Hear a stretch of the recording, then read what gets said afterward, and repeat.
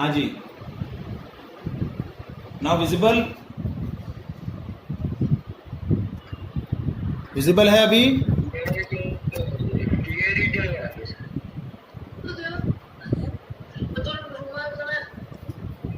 Now question, we are taking a hemispherical bowl of radius r.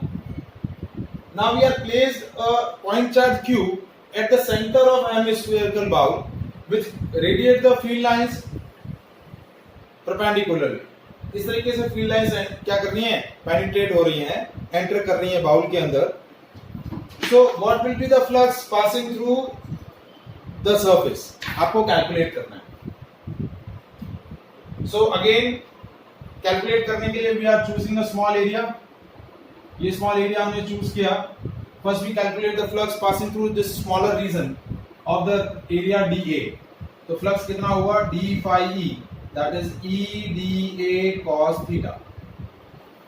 अब देखिए ये जो एरिया है वो कितना एंगल बना रहा है. ये सरफेस एरिया है और ये आपका इलेक्ट्रिक फील्ड. तो एरिया वेक्टर और electric field are parallel.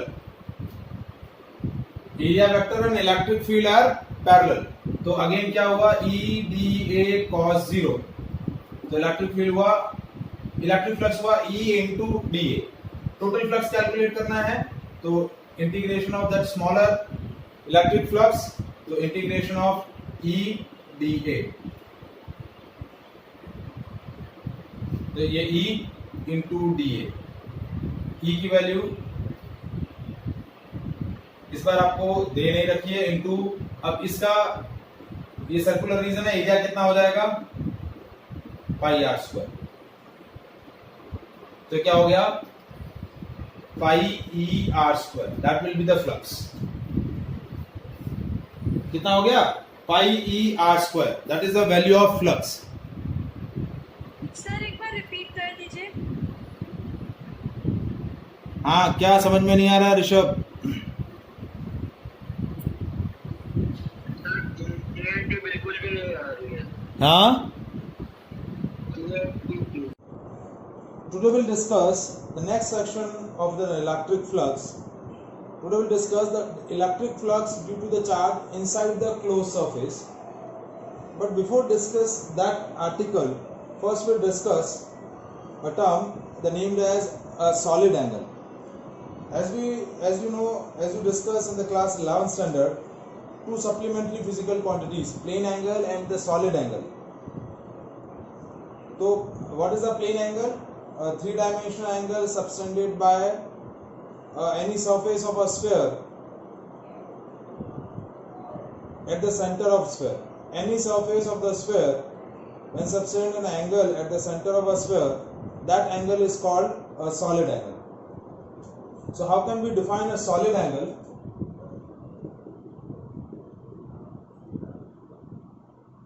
Suppose if I am taking a particular surface of a sphere of surface area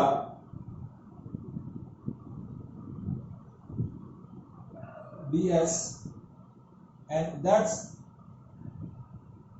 particular surface subtended an angle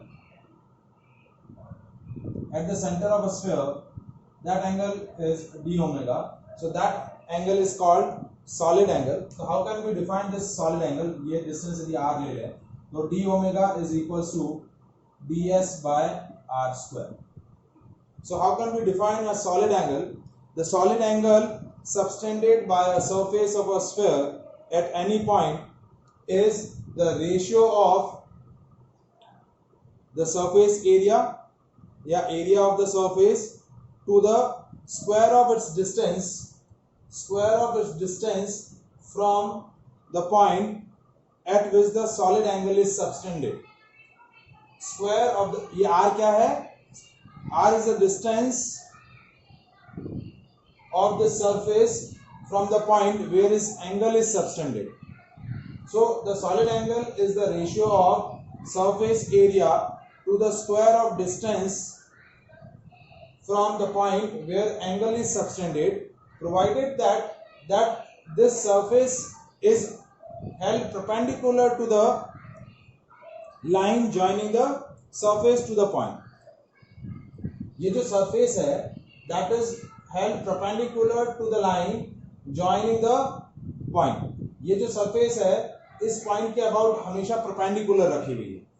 तो जब ये सरफेस परपेंडिकुलर रखेगी तो ये सरफेस इस पॉइंट पर जो एंगल सब्टेंड कर रही है ये एंगल आपका क्या बोला जाएगा? Solid angle. तो how can we define a solid angle? Angle subtended by any surface of sphere at any point is equal to the ratio of surface area to square of this distance from the point where angle is subtended, provided that surface is held perpendicular to the line joining the surface to the point। ये जो surface है वो हमेशा इस point के about perpendicular क्या होगी? Place की जाएगी। तो ds/r² ये जो रेशियो होगा वो क्या बोला जाएगा? Solid angle. यदि ये पूरी सरफेस आपका कंप्लीट स्फीयर होता, the angle subtended by the whole sphere at its centre, so that is a maximum value of solid angle. तो maximum value of solid angle क्या हो जाएगा? If I am taking ds is 4 pi r², that is the whole surface area of the sphere divided by r². So the maximum value of solid angle is 4 pi and 4 pi stay radian। देखिए solid angle का जो unit होगा वो क्या होगा? Stay radian. If I am considering कि ये पूरी सरफेस जो है वो कंप्लीट स्फीयर हो जाए, तो complete sphere centre of sphere पे कितना एंगल सस्टेन करेगा? Maximum 4 pi stay radian। So that is the maximum value of solid angle। Is this clear? What is solid angle?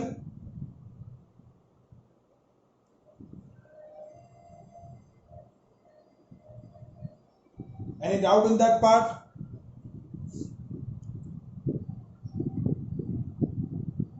ठीक है, अब ये जो लॉजिक है वो कहाँ यूज आ रहा है वो हम अभी डिस्कस करेंगे नेक्स्ट पॉइंट के अंदर। जो हमारा पॉइंट है flux due to the charge inside the close surface. तो देखिए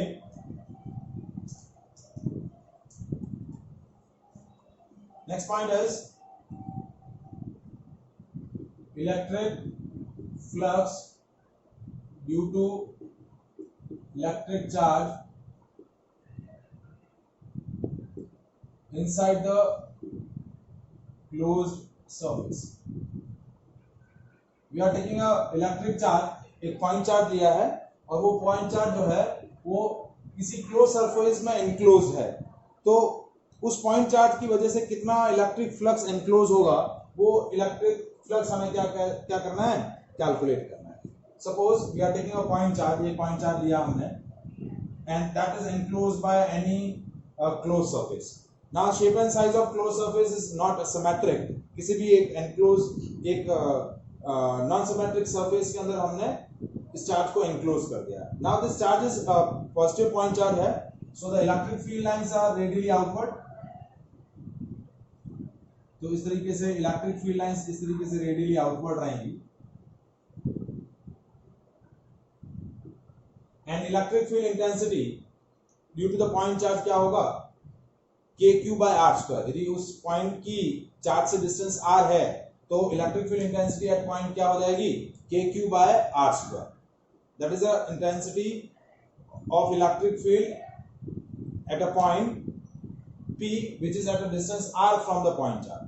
बट वो डिस्टेंस जैसे अब इलेक्ट्रिक फील्ड इंटेंसिटी क्या हो जाएगी KQ by r स्क्वायर. यदि उस पॉइंट की चार्ज से डिस्टेंस यदि r होती है तो इलेक्ट्रिक फील्ड इंटेंसिटी क्या हो जाएगी KQ by r स्क्वायर. अब देखिए हमें कितना इलेक्ट्रिक फ्लक्स इस चार्ज की वजह से इंक्लोज हुआ है वो कैलकुलेट करना है. तो हमने बेसिक डेफिनेशन जो पढ़ी थी इलेक्ट्रिक फ्लक्स की वो क्या थी, the number of field lines passing through any surface perpendicularly and numerically it is a product of surface area and the component of electric field perpendicular to the area. तो अब इस charge की वजह से कितना फ्लक्स इंक्लोज हुआ है तो कैलकुलेट करने के लिए हम एक पर्टिकुलर कोई भी एक सरफेस इंक्लोज कर देंगे. जैसे ये सरफेस हमने इंक्लोज करी और इस सरफेस का सरफेस एरिया हमने ले लिया ds. ठीक है. अब इस सरफेस का एरिया वेक्टर जो है परपेंडिकुलर है. तो देखिए एरिया वेक्टर और इलेक्ट्रिक फील्ड दोनों क्या है पैरेलल हो गए. हमने इस सरफेस के अंदर एक सरफेस एरिया सेलेक्ट किया. ठीक है. अब ये जो सरफेस है ये चार्ज ये जो सरफेस है ये इस पॉइंट पर क्या एंगल सब्सटेंड कर रही है, for example d omega. This surface subtend an angle d omega at the point where the charge is placed. जहां चार्ज आपका प्लेस है उस पॉइंट पर वो कितना एंगल सब्सटेंड कर रही है d omega.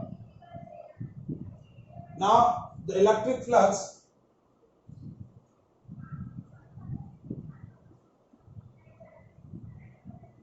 due to point charge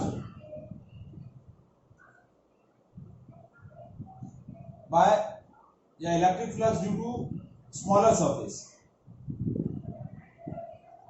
तो कितना होगा d phi e. d phi e की वैल्यू क्या होगी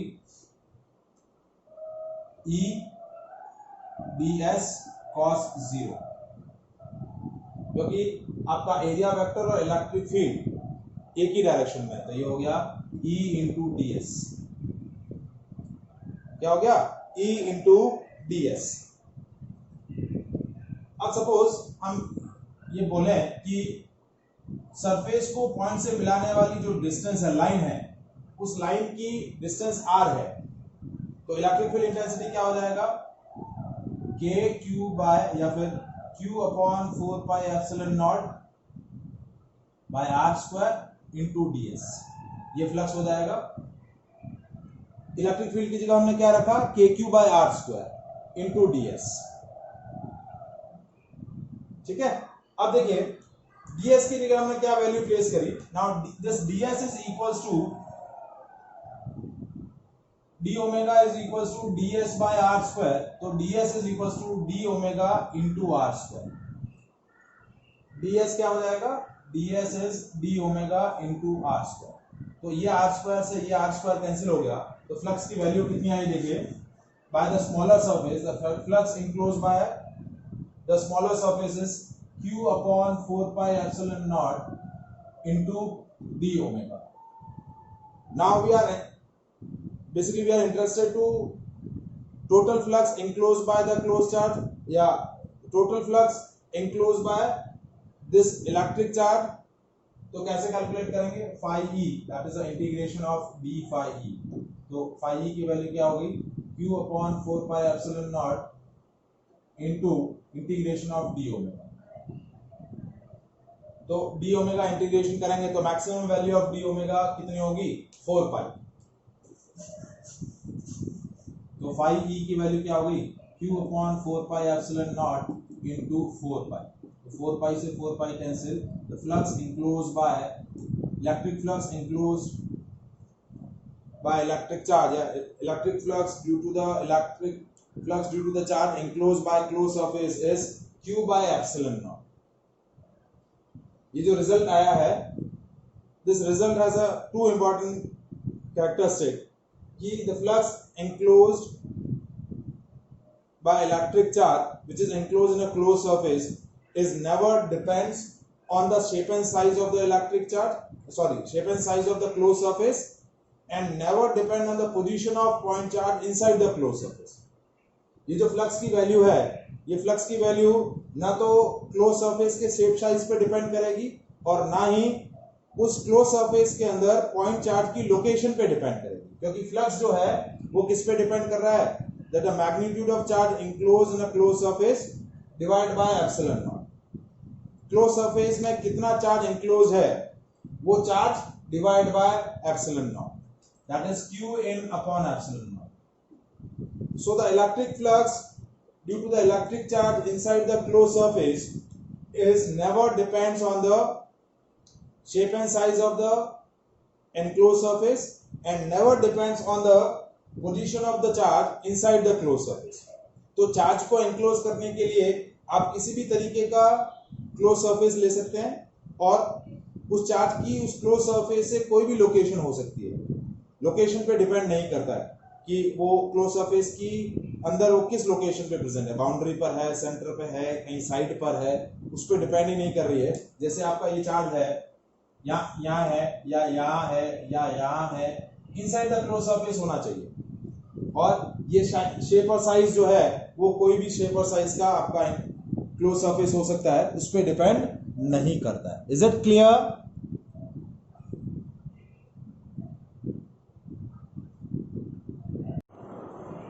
Next topic is electric flux due to the charge outside the closed surface.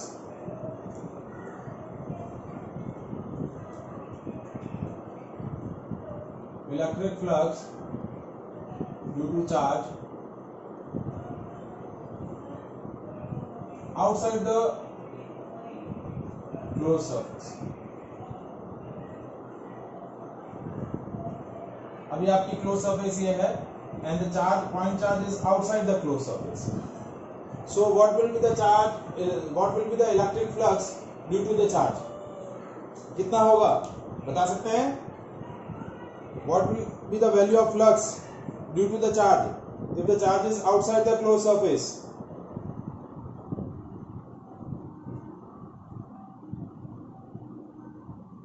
कोई बता सकता है?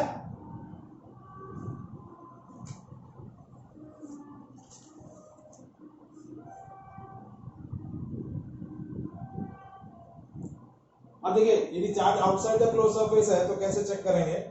देखिए अब ये पॉइंट चार्ज अपने सराउंडिंग फील्ड लाइंस क्रिएट कर रहा है,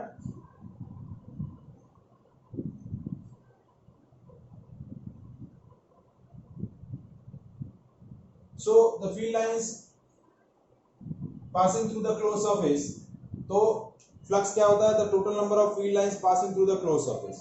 अब सपोज आप ये पर्टिकुलर सरफेस सेलेक्ट करते हैं तो इस सरफेस में इलेक्ट्रिक फील्ड लाइंस एंटर कर रही है, तो एंटरिंग फ्लक्स क्या होगा आपका? हमेशा इनकमिंग फ्लक्स हमेशा क्या होगा? पॉजिटिव, और आउटगोइंग फ्लक्स क्या होगा? हमेशा आपका नेगेटिव। तो यहाँ फ्लक्स एंटर कर रहा है तो यहाँ फ्लक्स आपका क्या हो जाएगा? पॉजिटिव, और यहाँ से ये इलेक्ट्रिक फील्ड लाइंस बाहर जा रही हैं, ठीक है, तो यहाँ फ्लक्स हो जाएगा नेगेटिव। तो टोटल फ्लक्स कितना हुआ? +5 -5 0. So if the charge is outside the closed surface, then the total electric flux enclosed is 0. तो इस क्लोज सरफेस में जितना चार्ज होगा, that charge divided by epsilon naught is called electric flux. यदि इस enclosed surface में कोई भी चार्ज नहीं है तो टोटल फ्लक्स आपका क्या होगा? 0 रहेगा। If the charge is outside the close surface then total flux is 0. Is it clear?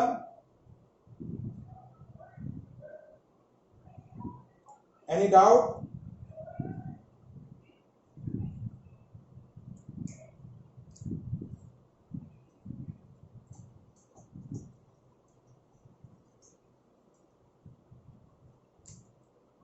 देखिए सपोज एक क्लोज सरफेस है that contain the charge +q1 -q2 -q3 +q4। आपको क्वेश्चन पूछा calculate total electric flux enclosed by closed surface. So that is phi E, phi is equals to Qn upon epsilon naught.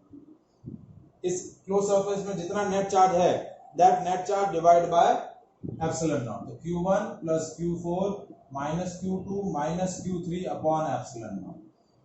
So that is the total electric flux enclosed by the closed surface. देखिए previous class के अंदर जो हमने discuss किया था वहां flux का definition क्या था, EDS cos थीटा। उसी बेसिक लॉजिक को यूज करके हमने क्या बताया कि if the close surface enclose any charge, तो उस चार्ज की वजह से टोटल फ्लक्स कितना हो जाएगा, Qn अपॉन एप्सिलॉन नॉट। आपको इस तरीके से EDS cos थीटा कैलकुलेट करके फ्लक्स कैलकुलेट करने की रिक्वायरमेंट नहीं है। इसी बेसिक लॉजिक को यूज करके हमने ये फ्लक्स का एक वैल्यू कैलकुलेट किया। यदि वो फ्लक्स किसी चार्ज की वजह से, पॉइंट चार्ज की वजह से है या किसी भी चार्ज की वजह से है, तो total charge enclose in a close surface divided by epsilon not, that is the total electric flux. Is it clear? आया समझ में आपको? Any doubt in that part? ठीक है, नेक्स्ट क्वेश्चन है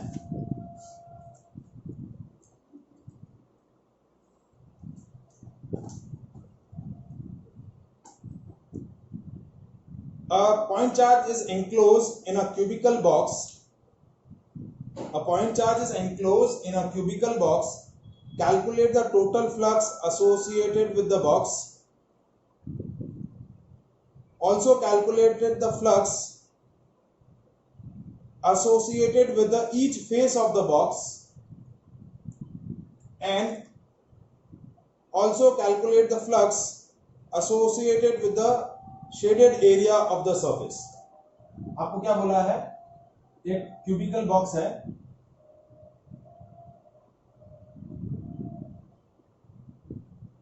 इस क्यूबिकल बॉक्स के अंदर एक चार्ज आपने प्लेस किया है, ये एक चार्ज प्लेस किया है, तो आपको पहले कैलकुलेट क्या करना है, the total flux associated with the cubical box.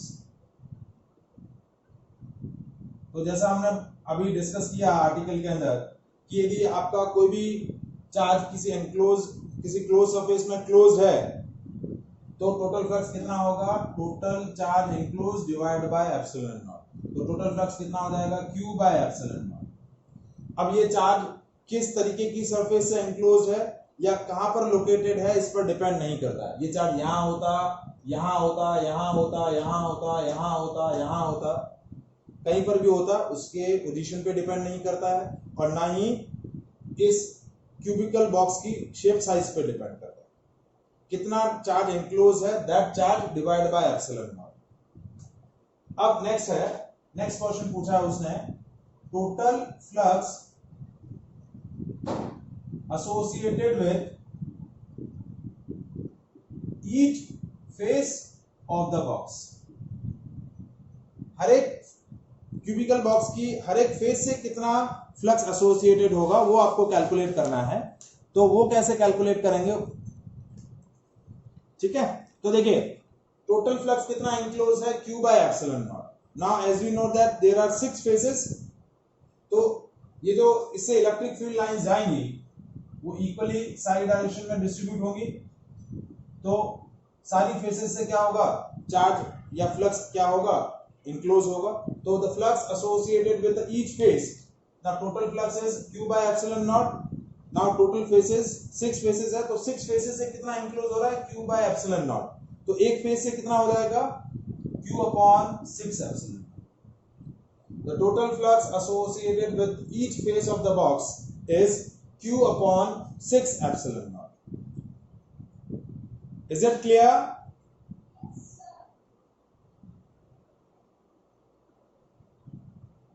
देखिए ये चार्ज जो है वो क्यूबिकल बॉक्स के अंदर है, तो उस चार्ज की वजह से कितना फ्लक्स एनक्लोज हुआ, Q बाय एप्सिलॉन नॉट। अब ये जो टोटल फ्लक्स है वो 6 ही फेसेस में इक्वली क्या हो रहा है, शेयर हो रहा है। तो एक फेस के साथ कितना शेयर होगा, Q बाय 6 एप्सिलॉन नॉट। एक टोटल 6 फेसेस हैं, 6 फेसेस से कितना इंक्लोज हो रहा है, Q बाय एप्सिलॉन नॉट। तो एक फेज से कितना एसोसिएट होगा, Q by epsilon not into 1/6। Is it clear? ठीक है, अब तीसरा पार्ट क्या पूछा है, that flux associated with the shaded area of the surface. अब यहां एक पर्टिकुलर एरिया शेड किया है कि एक फेज ली है, इस पर्टिकुलर फेज के इस शेडेड रीजन से कितना फ्लक्स एनक्लोज होगा, इससे कितना फ्लक्स एनक्लोज होगा ये आपको बताना है। तो देखिए अभी हमने कैलकुलेट किया कि इस पर्टिकुलर फेज से कितना फ्लक्स एनक्लोज हो रहा है। The flux associated with the each face of the box is Q/6 epsilon not. अब ये एरिया कितना है, टोटल एरिया का 1/4, 1 2 3 और 4, इस पूरे फेस के एरिया को मैंने 4 पार्ट में डिवाइड किया, तो ये एरिया इस टोटल फेस के एरिया का 1/4 है। तो इस स्मॉलर एरिया से कितना फ्लक्स एनक्लोज होगा, 1/4 of the flux associated with the each face, तो ये हो जाएगा Q/24 एप्सिलॉन नॉट। क्योंकि एक फेज से कितना एसोसिएट हो रहा था, Q/6 एप्सिलॉन नॉट, तो इस शेडेड रीजन से कितना हो जाएगा, Q/6 एप्सिलॉन नॉट इंटू 1/4। क्यों, क्योंकि ये एरिया टोटल फेज के एरिया का 1/4 है, तो 1/4 into Q/6 epsilon not, so that area is तो फ्लक्स कितना हो जाएगा, Q/24 epsilon not. Is it clear?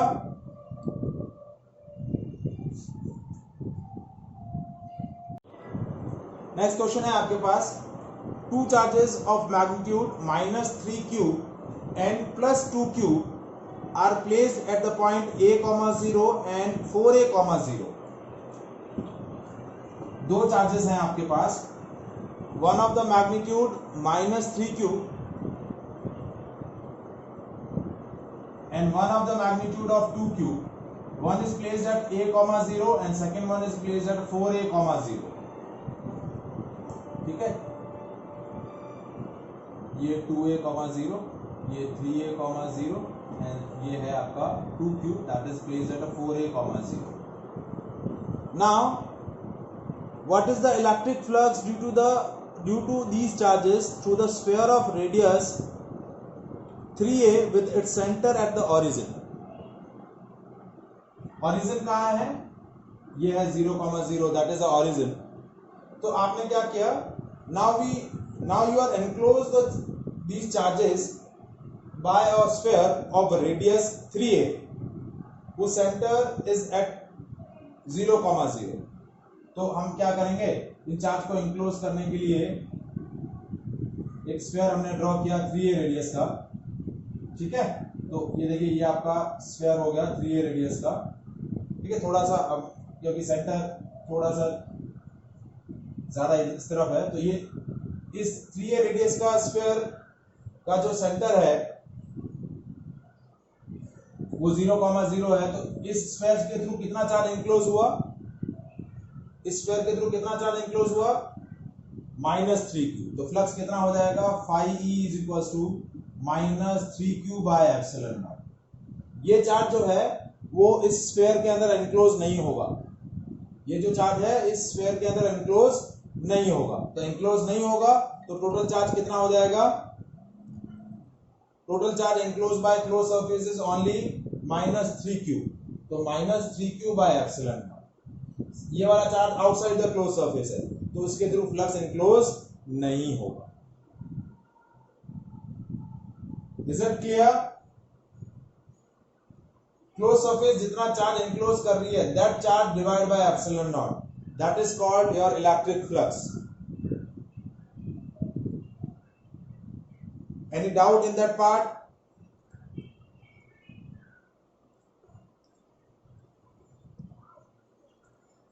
Is there any doubt?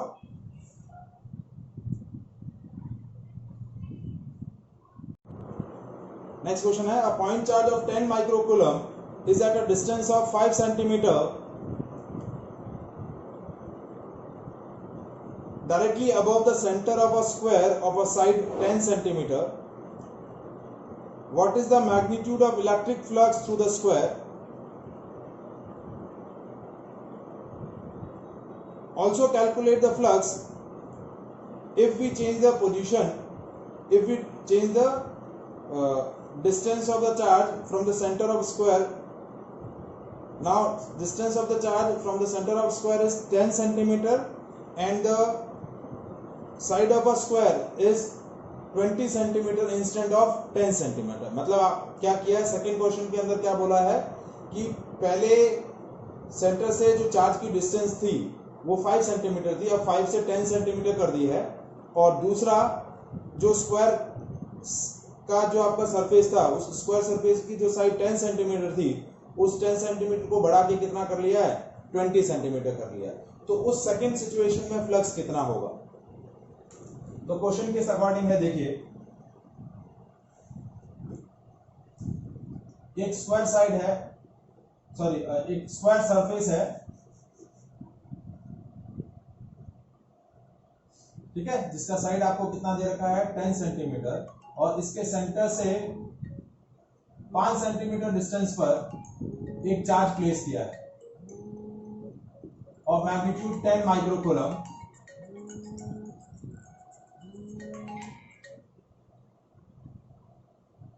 ठीक है, एक स्क्वायर सरफेस है, उसके सेंटर से 5 सेंटीमीटर डिस्टेंस पर एक पॉइंट चार्ज 10 माइक्रोकूलम का प्लेस किया है और स्क्वायर सरफेस की साइड कितनी है 10 सेंटीमीटर।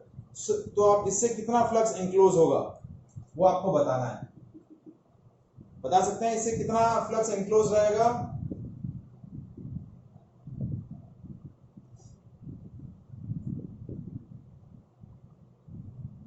एनीबॉडी वो बता सकता है कितना फ्लक्स इंक्लोज होगा?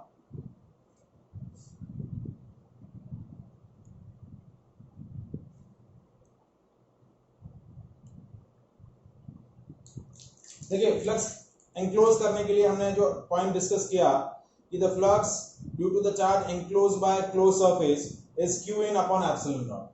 तो इस चार्ज की वजह से कितना फ्लक्स एसोसिएट होगा या एंक्लोज होगा वो कैलकुलेट करने के लिए पहले इस पॉइंट चार्ज को हमें एंक्लोज करना पड़ेगा बाय एनी क्लोज सरफेस। तो हमने क्या किया, इस स्क्वायर फेस को यूज करके हमने 5 और स्क्वायर फेस बनाई और एक क्यूब बना लिया। क्या बना लिया? क्यूब।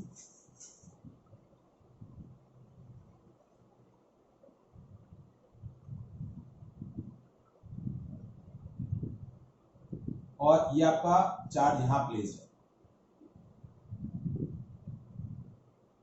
ठीक है, और ये साइड आपकी 10 सेंटीमीटर और ये भी आपकी 10 सेंटीमीटर और ये भी 10 सेंटीमीटर।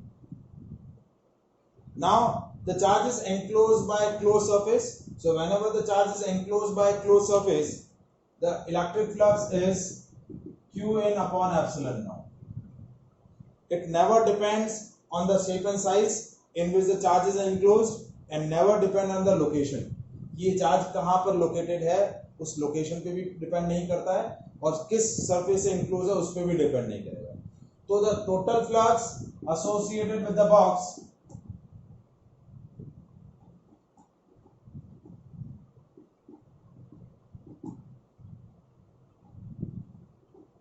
कितना हुआ? Q in upon epsilon naught। But हमें किसके थ्रू कैलकुलेट करना है? The flux associated with this only a square surface. तो ये जो स्क्वायर सरफेस है that is one of the face of the cubical box. तो the flux associated with one face of cube कितना हो जाएगा? Q in upon 6 epsilon naught. So that is a simple answer, Q in upon epsilon naught। Q की value है 10 into 10 to the power minus 6 upon 6 into epsilon naught। epsilon naught की value 8.85 into 10 to the power minus 12। इसको solve करेंगे you will get a value of electric flux। अब second part में क्या बोला है कि सपोज इस क्यूबिकल बॉक्स की डायमेंशन में 10 सेंटीमीटर के बजाय 20 सेंटीमीटर कर लो और इस चार्ज की लोकेशन मैं 5 सेंटीमीटर के बजाय 10 सेंटीमीटर कर लूं, what will be the new value of flux?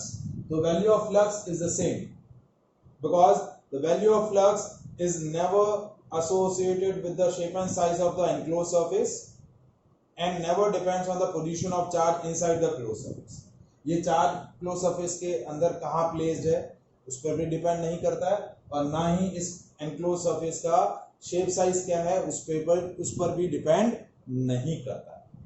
So that a single, ये पूरा क्वेश्चन जो है वो 5 मार्कर का था. Answer is simple, Qin/6 epsilon not in both the cases.